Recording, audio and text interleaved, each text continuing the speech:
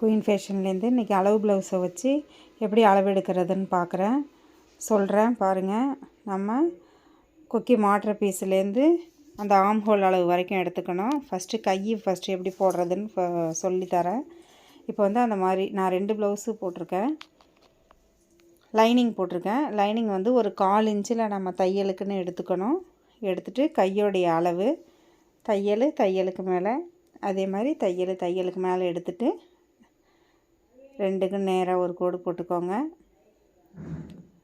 இது 2க்கும் சென்டரில்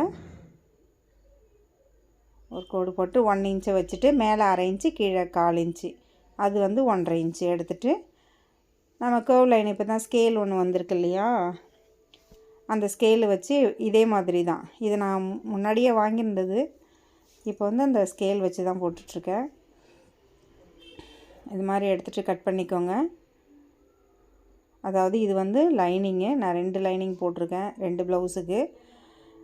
இந்த சைடில் ஒரு நாச் மார்க், அந்த சைடில் ஒரு நாச் மார்க் போட்டுட்டு குடஞ்ச பகுதியை லைட்டாக மேலே வரைக்குமே லைட்டாக கட் பண்ணணும். அப்போ தான் உங்களுக்கு வந்துட்டு நல்லாயிருக்கும். இப்போது 11 இன்ச்சு நமக்கு வந்தது. 11 இன்ச்சு எடுத்து நம்ம ஃபுல்லாக கட் பண்ணி தனியாக எடுத்துக்கணும். இது வந்து நேர் கட்டிங்கு. கிராஸ் கட்டிங் வேறு மாதிரி சொல்லி கொடுத்துருப்பேன். இது வந்து நேர் கட்டிங்கு. ஒரு 1/4 இன்ச்சு தையலுக்கு நான் எடுத்துக்கணும். எடுத்துட்டு பேக் சைடில் டாட்லேருந்து ஷோல்டர் வரைக்கும் நம்ம வந்து நல்லா இழுத்து எடுக்கணும். ஏன்னா ப்ளவுஸ் பார்த்திங்கன்னா சுருக்கமாக இருக்கும். அளவு வந்து டேப்பில் அளவு எடுத்துக்க முடியாது. அதனால் நம்ம வந்து துணியில் தான் எடுக்கணும். தையலுக்கு மேலே 2 டாட்டுக்கும் சென்டர் எடுத்துக்கோங்க. எடுத்துட்டு தையலுக்கு மேலே எடுத்து கீழே அளவு வந்து 2.5 இன்ச்சு வச்சுக்கோங்க. மேல் அளவு 2.25. ஏன்னா கொஞ்சம் லாங்காக இருக்கு இல்லையா, அதனால் எடுத்துட்டு கோடு போட்டு அதில் ஒரு ரவுண்ட் ஷேப் போட்டுக்கோங்க. இந்த மாதிரி நல்லா மடிச்சுக்கோங்க. மடிச்சுட்டு பேக் சைடில் எடுத்த மாதிரி நெக் வித் கழுத்து சுற்றளவு 2.25 எடுத்துக்கோங்க. அடுத்தது ஷோல்டரில் என்ன அளவு இருக்கோ அதை அப்படியே வைக்கணும்.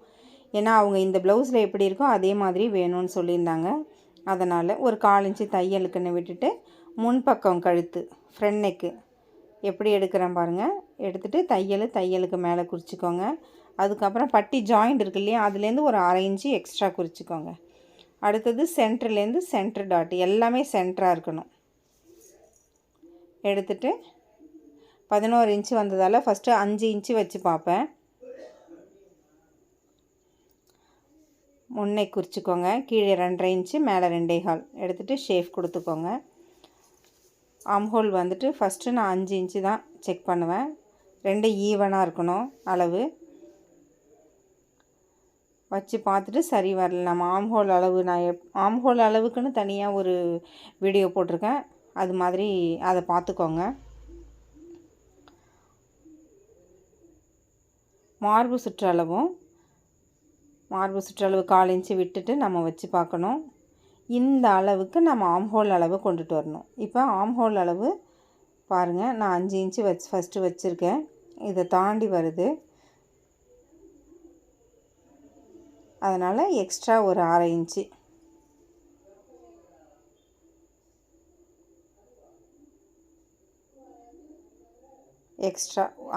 நான் 5.5 இன்ச்சு இந்த உடைய ப்ளவுஸுக்கு வந்து 5.5 இன்ச்சு வச்சா தான் கரெக்டாக இருக்குது. அதனால் 5.5 இன்ச்சு வச்சுட்டு 1 இன்ச்சு வச்சு ஒரு ரவுண்ட் ஷேப் போட்டுட்டு மார்பு சுற்றளவும் ஆம்ஹோல் அளவும் ஈவனாக வரணும், ஒன்றா வரணும். வச்சு பார்த்துட்டு இப்போது அந்த ஆம்ஹோல்லேருந்து பட்டி ஜாயிண்ட்டுக்கு இந்த சென்டர் டாட் வந்து பார்த்திங்கன்னா 3.25 இருக்கணும் 11 இன்ச்சுக்கு. எடுத்துட்டு இந்த அளவுக்கு அப்படியே ஒரு ஷேப் கொடுத்துக்கோங்க. கொடுத்துட்டு கட் பண்ணிவிடுங்க.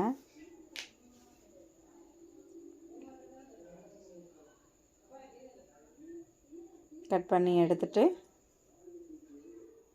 பட்டி அளவு குறிச்சிக்கலாம். அப்படி இல்லைன்னா நான் ஜாக்கெட்டில் எப்படி இருக்கோ அதே மாதிரியே நான் சொல்லி கொடுத்துருக்குறேன். ஃபஸ்ட்டு 1 இன்ச்சை கட் பண்ணிக்கோங்க. இப்போ பேக் சைடில் குறித்தோம் இல்லையா, மார்பு சுற்றளவு 11 இன்ச்சு, அதில் ஒரு நாச் மார்க் போட்டுட்டு எப்பொழுதுமே ஃப்ரண்ட் சைடில் பார்த்திங்கன்னா ஒரு 1/2 இன்ச்சு எக்ஸ்ட்ரா தள்ளி குறிச்சிக்கணும். ஏன்னா நம்ம வந்து டாட் பிடிக்கிறதுல 1/2 இன்ச்சு போயிடும். அப்போ 1/2 இன்ச்சு போகும்போது இந்த 2 அளவும் ஈவனாக வந்துடும். கட் பண்ணிவிட்டு ஷோல்டரை கட் பண்ணிவிட்டு பேக் சைடில் என்ன உங்களுக்கு டிசைனோ அதை கட் பண்ணிக்கோங்க. கட் பண்ணிவிட்டு இப்போ டாட் பிடிக்கிறத பாருங்கள். சென்டராக மடித்து வச்சுட்டு அதுலேருந்து 1 இன்ச்சு ஒரு நாட்ச் மார்க் போட்டுட்டு ரெண்டுக்கும் சென்ட்ரு அதே மாதிரி குடஞ்சி வெட்டிக்கோங்க.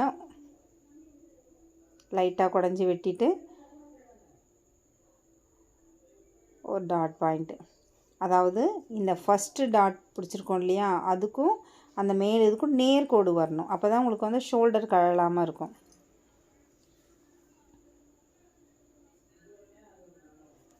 இல்லையா, கப் சைஸ் எந்த அளவுக்கு இருக்கோ நீங்கள் அந்த அளவு வச்சு கூட எடுத்துக்கலாம். ப்ளவுஸில்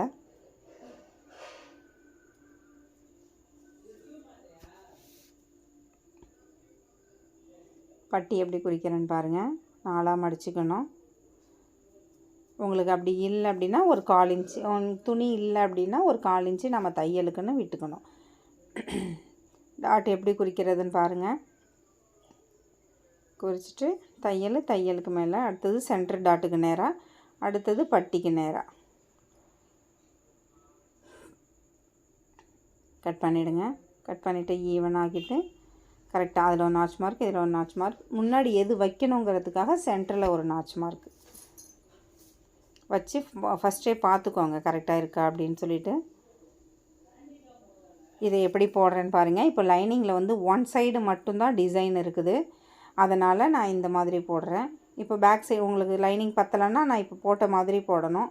இப்போ துணி நிறையா இருக்கிறதால நான் அப்படியே ஸ்ட்ரெயிட்டாகவே எல்லாமே போட்டுட்டு கட் பண்ணி எடுத்துக்கோங்க. கைக்கு ஜாயின் பண்ணணுங்கிறதால அந்த கிளாத்து வந்துட்டு நான் தனியாக எடுத்திருக்கேன். இதுக்காக அது வந்து கைக்கு வச்சுப்பேன்.